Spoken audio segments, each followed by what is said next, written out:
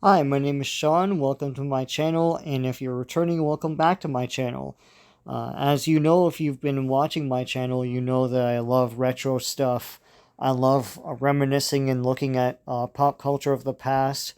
And today I'm going to be looking at Star Wars toy catalog pages, specifically from Consumers' Wish books. Mostly from Consumers' Wish books from the 1980s. So this is going to cover Empire Strikes Back Kenner toys and also Return of the Jedi Kenner toys. Um, Star Wars, everyone loves Star Wars. I grew up in the original trilogy era. I was born the same year that the first movie came out, and I have no idea when I first saw Star Wars, but um, I saw it many times, I know, before Empire came out, and that's quite a feat because I think it came out when I was 3. I know I saw Empire in the theater. My parents talk about it. I do actually remember it. It's one of my earliest memories. And I had a ton of toys. My parents bought lots and lots of the figures. I had a lot of the vehicles and playsets. Of all the toy lines I owned, I probably had the most of Star Wars. At the end of the day, when all the dust settled, I had maybe two-thirds of the figures. Not quite the entire line, but almost. So we're going to take a look at all of these figures. This is from a time long gone by. Basically, Star Wars toys revolutionized the way movies were marketed, and also the way the toy industry was built. Basically, I mean, pretty much everything after Star Wars is trying to imitate Star Wars, like have some sort of media support it, have good guys and bad guys, etc. So let's take a look at this. This is obviously coming uh, at Christmas time. Empire Strikes Back. Here is the Hoth playset. I do own this now. I didn't as a kid. Um, this is pretty cool. The Imperial side did not have trenches like this, but this is a lot of fun. There's some breakaway sets and everything. It's really cool stuff. It says here it's a Sears exclusive, and you can pause at any time to read the copy on the left, and also take a look at the prices at the time, and calculate them with your favorite calculator for this, looking them up on Google perhaps, and see what the prices would be now in today's dollars. This is $1980 right now. Here you see some close-ups of the Hoth set. Defend attack base with laser machine gun. Simulate battle action with landmine. That's cool. Detonate the snow bridge. Yeah, all of this stuff was actually advertised in the commercials. The Scout Walker was featured in Empire Strikes Back, but if you blinked, you missed it. It was way in the background. And they did make a toy for it. It's pretty awesome. It's more heavily featured in Return of the Jedi. And you see the Wampa here with his awkward arms. To the right, you see the figures. I had pretty much all of these. Actually, you know what? I had all of these. Most of the Star Wars figures I had were Empire Strikes Back figures. I have a special affinity to Empire Strikes Back. You see all the different variations of the Hoth troopers. And you see Chewbacca's back, with C-3PO and R2-D2. On the bottom there, you see a stormtrooper, but flanked by a bunch of the different characters from Empire Strikes Back, the bounty hunters. And here on the left, you see that they were offering 3-packs. So there's a Hero 3-pack, that's number 4, with Hoth, Luke, Hoth, Han, and Yoda. And number 5 on the left here, it says Rebel 3-pack. So there's all the Rebel figures. And it looks like they double up two of the regular troopers and have the commander there. That's pretty neat. So you're troop building basically. Number 6, Hero 3-pack R2-D2, C-3PO, and Chewbacca. So yeah, they were offering these 3-packs. That's pretty neat. 10 assorted 8-pack. So I'm assuming there was an 8-pack. That's pretty awesome. This has all sorts of characters. Luke Skywalker in Bespin gear. 21B, FX7, Cloud Pilot, AT-AT driver, I always call it AT-AT, not AT-AT. AT-AT Commander, TIE Pilot, and Imperial Commander. Pretty awesome. I had all of these figures. Every single thing that you see on this page, except for like the vehicles and stuff. And the playsets. And the Wampa. I didn't have him. Continuing on, this was a 2-page spread. So this is the big boy of the line. This is the AT-AT Walker. The commercials call it an AT-AT, and I've always called it that ever since. Those old Kenner commercials. They can't be wrong. This was an impressive thing.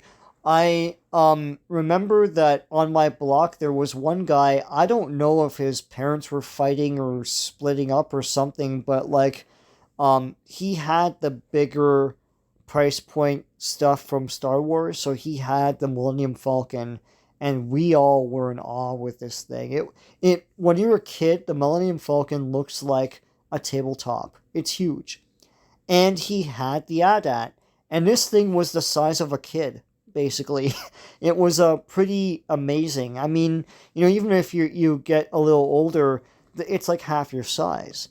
It was a massive, massive piece of toy engineering. It was pretty awesome and greatly articulated, and you could fit a bunch of figures in it. It was wonderful.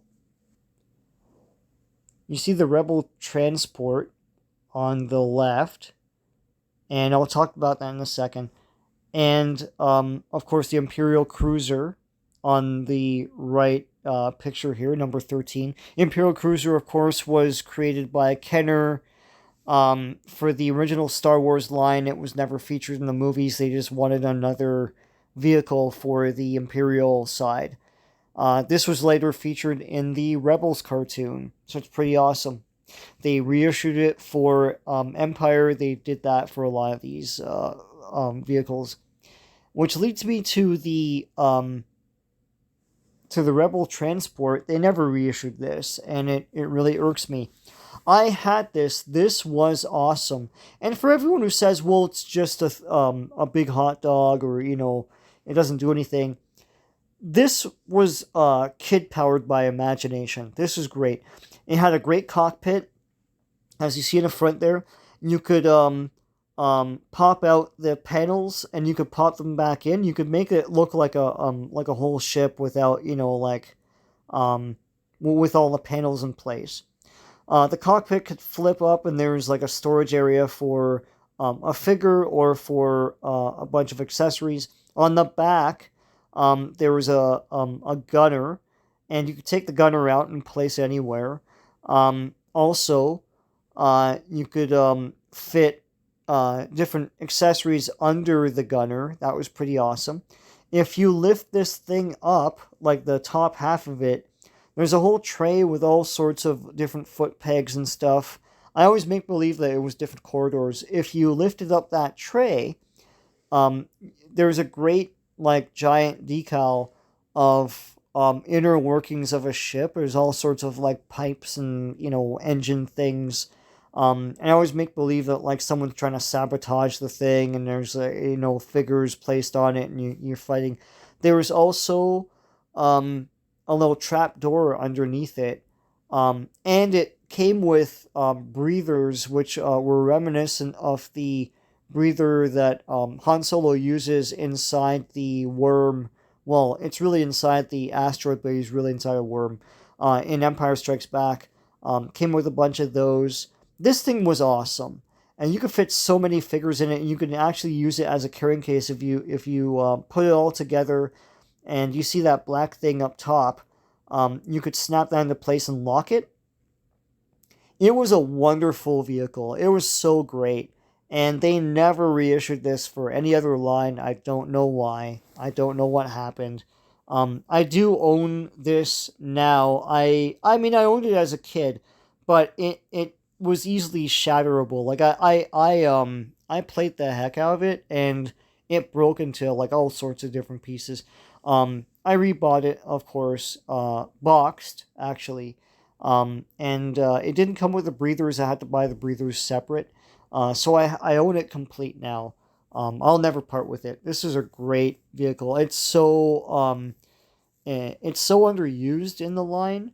It's very underrated. So you see in the left here, you see a blaster. That's pretty cool, Star Wars blaster. Number 15 is just a generic case, not made by Kenner, but is advertised prominently here in the Star Wars page. And you see the number 14, the Slave One. That's what it was called. That's how it was advertised in toy catalogs. There it is in all its glory. That is, of course, Boba Fett's ship. Number 18 is a model kit. It's a snap model kit of the Hoth battle scene, which is pretty awesome. And number 19 is another Rebel-based diorama. They sold all sorts of Star Wars stuff back then, and everyone ate it up. So here's another toy page for Empire Strikes Back, featuring different stuff. So here you see on the far left these 4 Star Wars figures, Lando's aide, they don't call him Lobot, Ugnaught, Dengar, and Han Solo in Bespin outfit, included with purchase of Cloud City Playset. So Cloud City Playset, if memory serves, was a Sears exclusive. I could be wrong, but there it is in the middle there. It's cardboard, and it has something akin to the freeze chamber. This is pretty neat. On the right here, you see C-3PO, R2-D2, Yoda, and Luke Skywalker in X-Wing pilot gear. You see number 4, the Bounty Hunters and Darth Vader, Bosk, IG-88, Boba Fett, and Vader. And you see number 5, Imperial Snow Stormtrooper, Rebel Snow Soldier FX7, and Han Solo. I had FX7. I have 2 of him. I honestly, as a kid, I thought it was the probe droid. I forgot that these guys were actually in the Hoth base. On the far left is the Darth Vader carrying case. Everyone had these. Everyone had this. This is great fun as well. Number 7, of course, is the Tauntaun. I had the Tauntaun. It's pretty awesome. I never had an open belly one. But yeah, Tauntaun was a great figure. Fully articulated. It's 5 POA basically. Actually, it's 4 POA because I don't think the head moved. On the far left, 8, 9, and 10, you see die-cast toys. And you see a remote-controlled R2-D2. It wasn't fully R2-D2 sized, but it was still pretty awesome. I never had that. This is the second page of that same listing. And you see the Millennium Falcon reissued. Also, Vader's TIE Fighter. I now own these. I didn't own these as a kid. 13 is a bunch of assorted vehicles. I have them all. I had them all as a kid.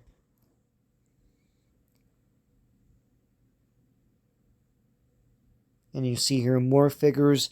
They basically, Kenner would reissue everything that they had made before. That's what makes the Rebel transport so baffling. That they would basically reissue all the stuff they had done before into whatever new line they were doing, like for Empire Strikes Back or Return of the Jedi.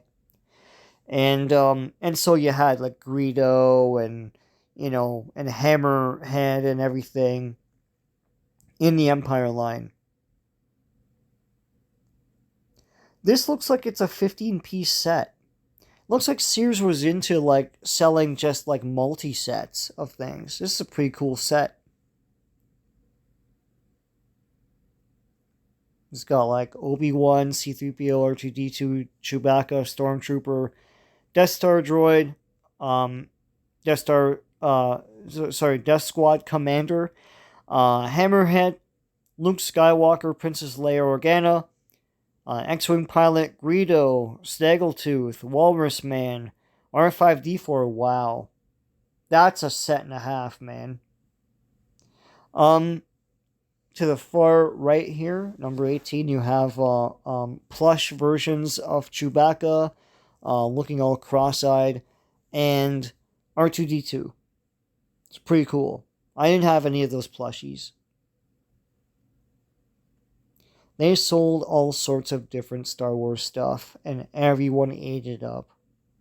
And for all those who say, like, oh, people didn't like Empire Strikes Back, look at the proof here that you're wrong. Everyone loved Empire. Everyone bought all this stuff. Most of my toys were Empire. Here's more Empire stuff.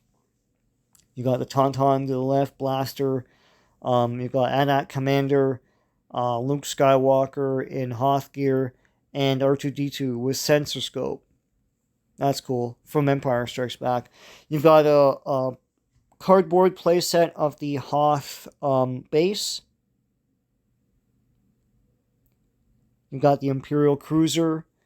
They've captured a Hoth trooper, and of course their own stormtroopers from Hoth. I guess the people posing this didn't understand what this thing was supposed to be. Those little cups where all the figures are slid into are supposed to be prisons, like you're caught by it. Anyway. To the left is the Cloud City car. I now own that, and you know what? These things are pervasive. They're everywhere. They're fairly standard issue. You got the Snowspeeder, the Slave One, advertised as Slave One. You've got all these different multi-packs. They're pretty awesome. And they're all... Looks like a number 9, like Vader's celebrating with the different bounty hunters. It's pretty awesome. I love the pose they have for the Hoth Stormtrooper in number 10. Like he's got his gun gripped by both arms. That's awesome. And more Empire pages. This is the Slave One, the Speeder, the Millennium Falcon, the AT-AT, with even more Stormtroopers than we had before. These are all the Hoth Troopers. The Hoth Stormtrooper is the first trooper I had from the line. And I've always thought they look great.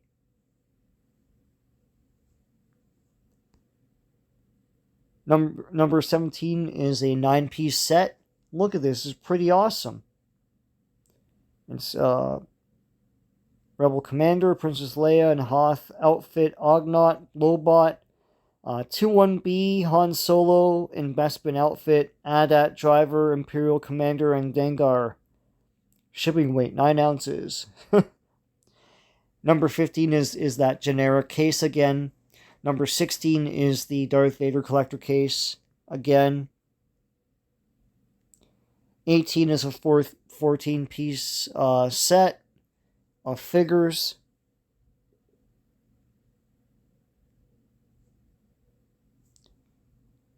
And 20 is that Yoda puppet. I remember seeing this and looking at the hair for it, because they put this this rooted hair. It says cloth body with thick polyethylene foam interior makes him able to stand. Oh, that's awesome. Finely sculpted plastic head. Mouth and ears can be manipulated to pretend he's teaching the ways of the Force. Arms can be moved from inside, and his hand holds his gimmer stick. That's trademarked. I guess that's what it's called. Or gimmer stick. Wow, that's pretty cool. Look at the bottom here. It says diehard alkaline batteries for items on these 2 pages. So they're they're advertising the batteries and how much they cost. That's pretty awesome too. And it's like they're trying to help the parents out, right? You know, that's pretty not awesome. So here's the Star Wars Micro Collection, and this is pretty cool. They had their own Millennium Falcon here, series exclusive for Christmas season. That's cool. And you can read all the copy on the left here. Some of this is from a previous page, so you'll see Frankenstein's monster, mummy, the creature, all that stuff. Here's the Old West. But here on the right, you see the different Bespin micro sets they had. Pretty awesome. And you can combine them to form Bespin World. And here's the Hoth Battle scene with all sorts of different micro figures and playsets and vehicles. Yeah, left has all sorts of stuff from a previous page, so you'll see all sorts of different Raiders of the Lost Ark, Master of the Universe, Castle Grayskull, all sorts of stuff. But on the right is all the micro listings for Star Wars. So let's look at Return of the Jedi. So here you see Jabba the Hutt. I now own him. I never owned him as a kid. The Rancor monster. Pretty cool. He could grip figures with his hand. Size Noodles, Droopy McCool, and Max Rebo to the left there. And Man and Barbado to the right here. In yet another variation of the Droid Factory. Droid Factory was released with the original Star Wars toy line and then reissued for Empire, then reissued for Return of the Jedi. And that's the one where you can make the R2-D2 with the 3 legs, including other kinds of droids if you want. There's the TIE Interceptor, number 7. And speeder bike. I owned the speeder bike. It was awesome. It was great stuff. To the left here is the B-Wing. Got the Imperial Cruiser again. All sorts of different copy here on the right. And you can pause this at any time and read this. Number 10 was the higher price point item for Return of the Jedi, which is the Imperial Shuttle, which is basically a taxi in the movie, but it does feature a prominent role in that Han Solo pilots it to the Endor Forest. And here on the right, you see all the different listings for stuff. Only at Sears, Jabba's Dungeon. I'm assuming the dungeon was the droid factory. On the left, you see all sorts of different figures for Return of the Jedi. I had a lot of these. I had Palpatine. I do have from my childhood my C-3PO case. It is vac metalized. I know they reissued it later on without the vac metal, but it's pretty awesome. And you can see a reflection in it. It's pretty cool. 15 has a bunch of Star Wars and Empire figures, and 16 has some Return of the Jedi figures mixed in with classic figures. Number 20 features the a blaster carrying case, so you see how big the blaster is. You can play with it as a blaster, looking through its little scope there, and fit figures inside it. Pretty awesome. Number 18 is just generic toys. A lot of companies used to do this, make companion pieces to popular toys, and they would be advertised in the same area as the popular toy in these catalogs. Pretty awesome.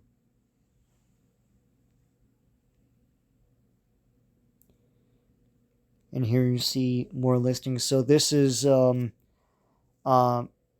this probably should have gone before that previous page, but whatever.